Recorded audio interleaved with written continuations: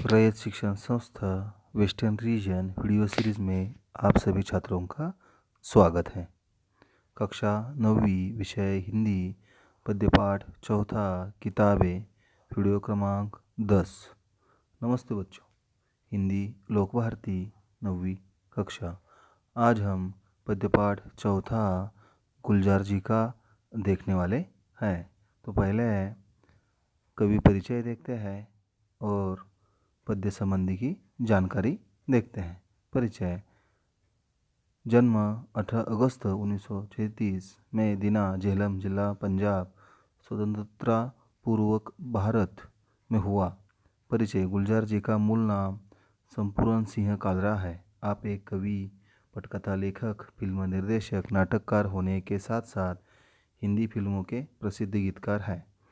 प्रमुख कृतियाँ: चौरस रात, लघुकथाएँ, रावी पार कथा संग्रह, रात, चांदनी और मैं, एक बूंद चांद, रात परिश्मिने की कविता संग्रह, खराशे कविता कहानी का कोलज। पद्य संबंधी: नवी कविता आधुनिक संवेदना के साथ परिवेश में संपूर्ण वैविध्य को नए शिल्प में अभिव्यक्त करने वाली काव्यधारा है। प्रस्तुत कविता में गुलजार जी ने पुस्तक पढ़ने का सुख, कंप्यूटर के कारण पुस्तकों के प्रति अरुचि, पुस्तकों और मनुष्य के बीच बढ़ती दूरी और उससे उत्पन्न दर्द को बड़े ही मार्मिक ढंग से प्रस्तुत किया है, बता दिया है। तो गुलजार जी इस कविता के माध्यम से हमें कुछ कहना चाहते हैं। वो बताना चाहते हैं कि किताबें झांकती है बंद अलमारी के शीशे से, बड़ी हसरत से तकती है। महीनों अब मुलाकातें नहीं होती, जो शामें उनके सोबत में कटा करती थी अब अक्सर। कवि गुलजार जी हमसे कहना चाहते हैं, बताना चाहते हैं कि कभी कंप्यूटर के युग में किताबों की पहले जैसी उपयोगिता न रह जाने पर, नहीं होने पर तीव्र मानसिकता पीड़ा का चित्रण करते हुए बताते हैं कि कहते हैं कि आजकल किताबों अलमारियों के रखने की चीज़ हो गई है। अलमारी में जो किताबें रखते हैं वही चीज़ आजकल हो गई है, हो चुकी है। अब उन्हें अलमारी से कौन निकालने की ज़रूरत नहीं पड़ती, उन्हें अलमारी से कोई निकालता नहीं। बंद अलमारी में वह सब किताबें हमें देखने को मिलती है। हमारी वह राह देख रही होती है किताबें, और बंद अलमारी को देखकर ऐसे लगता है कि किताबें अलमारी के शीशे से कवि की ओर झांक रही है, कवि की ओर देख रही है। वो कामना करती है कि मुझे उनसे बाहर निकालो, निकाल कर पढ़ो। कवि कहते हैं कि महीनों अभी उनसे हमारी मुलाकातें नहीं होती, कई दिन बीत चुके हैं, मेरा उनके साथ मिलना नहीं होता, उनसे बात नहीं होती। ऐसा एक समय था कि एक शाम उनके साथ सोबत कटती थी, उनके साथ कटती थी, हम उन्हें पढ़ते थे और पढ़ने में रुचि भी थी। तो ऐसा इस चरण के माध्यम से कवि गुलजार जी हमसे कहना चाहते हैं। आगे वो कहते हैं, गुजर जाती है कंप्यूटर के पर्दों पर, बड़ी बेचैन रहती है किताबें। उन्हें अब नींद में चलने की आदत हो गई है। जो कदरें वह सुनती थी कि जिनके सेल कभी मरते नहीं थे, वह कदरें अब नहीं नज़र आती, नहीं घर में जो रिश्ते वह सुनती थी। कवि कहना चाहते हैं, कवि कहते हैं कि कंप्यूटर आने के पहले उनकी शाम किताबों के साथ कटती थी, कुछ होता था। जबकि कंप्यूटर आ गया है तब से कंप्यूटर पर ही हम पढ़ते हैं, कंप्यूटर भी हम कुछ करते हैं, इसलिए उनकी शाम कंप्यूटर के पर्दों पर बीत जाती है। कंप्यूटर पर के पर्दों पर उनकी शाम बीत जाती है और कंप्यूटर पर वो काम करते हैं। इस वियोग के कारण किताबें बहुत बेचैन रहती है। इस वियोग होने के कारण किताबें बहुत बेचैन हैं। अब हालात ये हो गए हैं कि किताबें नींद में चलने की, नींद में हमें कुछ याद आने की आदत हो चुकी है। नींद में हमें कुछ याद आता है, ऐसा कुछ बात होती है। कभी अर्थात अपने सपने कभी दिखाई देती है, किताबें हमें कुछ सपना दिखाती थी, कुछ होता था। कभी कभी सपने में भी किताबें आती है, ऐसा वो बोलते हैं। इन किताबों को जिन जिन मानवीय मूल्यों की जानकारी हमें मिलती थी वो क्षण अभी शून्य हो चुके हैं। मानवीय मूल्य अभी घर में नज़र नहीं आते, और किताबें रिश्तों संबंध के बारे में भी बातें होती थी, वो बातें, वो रिश्ते हमें अभी नज़र नहीं आ रही इस कंप्यूटर के ज़माने में, कंप्यूटर युग के कारण। ऐसा कुछ गुलजार जी हमसे कहना चाहते हैं। आगे वह यह कहना चाहते हैं कि वह सारे उधड़े उधड़े हैं, कोई सपा पलटता तो एक सिसकती निकलती है, कई लफ्ज़ों के माने गिर पड़े हैं, बिना पत्तों के सूख ढूंढ लगते हैं वो सब अल्फाज जिन पर अब कोई मानी नहीं उगती।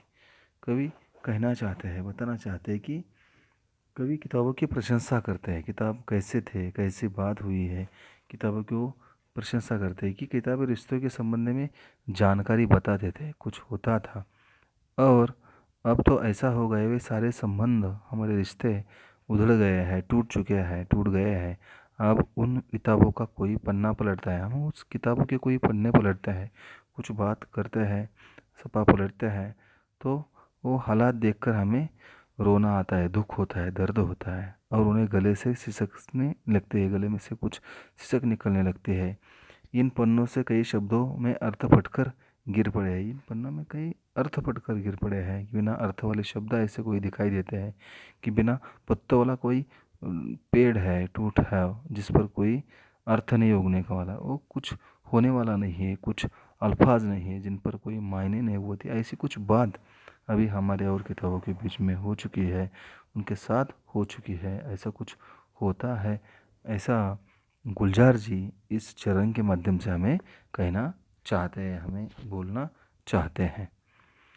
जुबा पर वो जायका आता था, जुबा पर वो जायका आता था जो सपा पलटने का, अब उंगली क्लिक करने से बस झपकी गुजरती है, बहुत कुछ तब तह खुलता चला जाता है पर्दों पर, किताबों से जो जाती राबता था कट गया है। कभी कहना चाहते हैं, गुलजार जी हमसे बताना चाहते हैं कि कई पुस्तकों और कंपनियों के पृष्ठ पलटने पर तरीकों के बारे में चर्चा करते हैं, बोलते हैं कि किताबें के पृष्ठ पलटने पर जीभ को एक प्रकार का स्वाद मिलता था, अनोखा स्वाद हमारे मुंह पर खिलता था, वो अभी नहीं मिलता, क्योंकि हम मोबाइल पर स्क्रीन पर टच करते हैं, और एक टच करने से, एक पलक क्लिक करने से हमें कुछ दिखाई देता है, कुछ झपक बोलते हैं, कुछ दिखाई देता है, सामने वो जानकारी मिलती है। पर्दे पर मनचाहे ढंग से एक एक के बाद कोई ना कोई पृष्ठ खुल जाता है कंप्यूटर के ऊपर, ऐसा कुछ होता है। इसी कारण लोगों का किताबों से बना हुआ संपर्क, निजी संपर्क अब टूट चुका है, वो बात अभी नहीं रही गई है।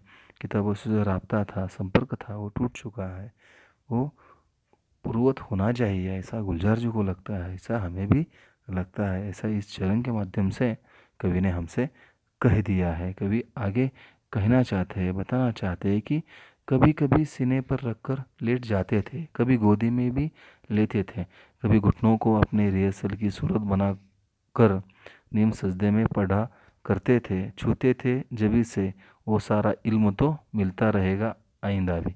वो कहना चाहते हैं, बोलना चाहते हैं, बात करना चाहते हैं कि किताबें कभी संपर्क के बारे में बता दें। किताब और हमारा संपर्क ऐसा था, राब्ता ऐसा था कि किताबें पढ़ते समय कभी कभी छाती पर लेटकर उसे सो जाते थे, कभी कभी सोते समय हम कभी गोद में भी लेकर सोते थे, गोदी में भी लेकर उसे सोते थे, और कभी घुटनों के रिहल को तरह बनकर पुस्तक को रखकर आधा माथा टेक कर भी उसे पढ़ाते थे, और उस माथे को चढ़ाते थे ताकि भविष्य में उससे ज्ञान प्राप्त हो, माथे पर भी उसे लगाते थे। ऐसी कुछ बात, ऐसी कुछ विधा इस किताब और हमारी थी, इस किताबों की और हमारा राब्ता था, ऐसा गुलजार जी हमसे कहना चाहते कि किताबें हमें बहुत कुछ सिखाती थी, बहुत कुछ बोलती थी। ऐसा हमेशा चलता रहेगा तो बहुत बढ़िया होगा, ऐसा गुलजार जी को लगता है, ऐसा हमें भी लगता है। आगे गुलजार जी हमसे कहना चाहते हैं कि मगर वो जो किताबों से मिलना करते थे सूखे फूल और महके हुए रुक्के, किताबें गिरने उठाने के बहाने रिश्ते बनते थे, उनका क्या होगा, वो शायद अब नहीं होंगे। कवि कहना चाहते हैं, बताना चाहते हैं कि किताबों के साथ साथ रोचक बातें भी जुड़ चुकी थी, कंप्यूटर के पर आधारित हो जाने पर वो अब अभी शायद अस्तित्व में नहीं होगा। कंप्यूटर आने की वजह से जो रुके चिट्ठी या संदेश पत्र थे अभी वो नहीं होंगे, कुछ बात नहीं होंगी। उनका कहना है कि किताबों में कभी कभी किसी के फूल, संदेश या पत्र रख दिए जाते, किसी के लिए देते थे, जिन्हें लोग सूखे जाने पर भी संभाल कर रखते थे और उनके संबंधों को ताज़ा करते थे। उनका और उनका जो संबंध था, रिश्ता था, उनको वो ताज़ा करते थे, ताज़ा करते थे, जिन्हें लोग आज भी संभाल कर रखते हैं। किताबों गिरने और उठाने के बहाने कुछ रिश्ते बनते थे। जिंदगी भर के लिए कुछ संबंध जुड़ते थे, वो संबंध अभी नहीं बन सकते। कवि कहते हैं कि किताबों का उपयोग नहीं होगा तो ऐसे संबंध कैसे बनेंगे। किताबों का उपयोग नहीं होगा तो ऐसे संबंध नहीं बन सकते। तो किताबें चाहिए, किताबों को पढ़ना चाहिए। किताबों का मूल्य, किताबें कैसी है, किताबें ज़िंदगी में क्या रौनक लाती है, ऐसी कुछ बात गुलजार जी हमें इस पद्य के माध्यम से बताते हैं। तो बच्चों, यह पद्य यहाँ समाप्त हुआ। धन्यवाद।